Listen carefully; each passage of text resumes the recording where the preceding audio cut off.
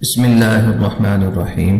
آج کی ویڈیو کا ٹاپک ہے فرض آشنائی۔ ہمارے دین میں نماز، روزہ اور دیگر عبادات کے اوقات، ایام، اذکار اور اعمال مقرر کیے گئے ہیں۔ جیسے نماز دن میں 5 اوقات میں متعین رکعات کے ساتھ ادا کرنا ہوتی ہے، سال میں رمضان کے 1 ماہ کے روزے رکھنے ہوتے ہیں وغیرہ۔ سوال یہ ہے کہ ان عبادات کو فرد کی ثوابدید پر کیوں نہیں چھوڑ دیا گیا اور کیوں ایک خاص تعداد اور ایام مقرر کیے گئے ہیں؟ اس بات کی حکمتیں تو بلا شبہ بے شمار ہیں، لیکن ایک بنیادی حکمت یہ ہے کہ عبادات نفس انسانی کی تربیت کا ایک ذریعہ بھی ہے۔ انسانی نفس کو اگر کسی قاعدے کی عادت نہ ڈالی جائے تو بے لگام ہوتا چلا جاتا ہے۔ وہ عقل اور فطرت کے ہر تقاضے اور فرد و معاشرے کی فلاح کے ہر پہلو کو نظر انداز کر کے اپنی خواہش اور جذبات کے مطابق عمل کرنا چاہتا ہے۔ اس رویے کی اگر اجازت دے دی جائے تو معاشرہ دھرم برم ہو جائے گا۔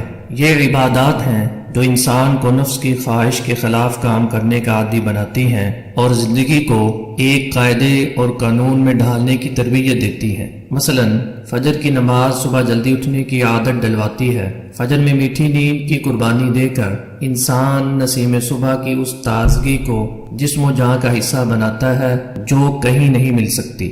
دیگر نمازوں میں وقت کی پابندی اور رکعتوں کا تعین انسان کو عادی بناتا ہے کہ وہ اپنی قوت ارادی کو اتنا مضبوط بنا لے کہ وہ زندگی کی ہر مصروفیت، دلچسپی اور آرام کو چھوڑ کر اپنی ذمہ داریوں کو پورا کرنے کا خوگر بنے۔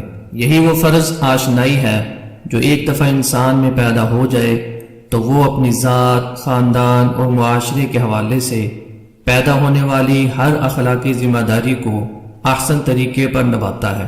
اس بات کا شعور جس معاشرے میں عام ہو وہاں خیر و برکت کے پھول ہی کھلا کرتے ہیں۔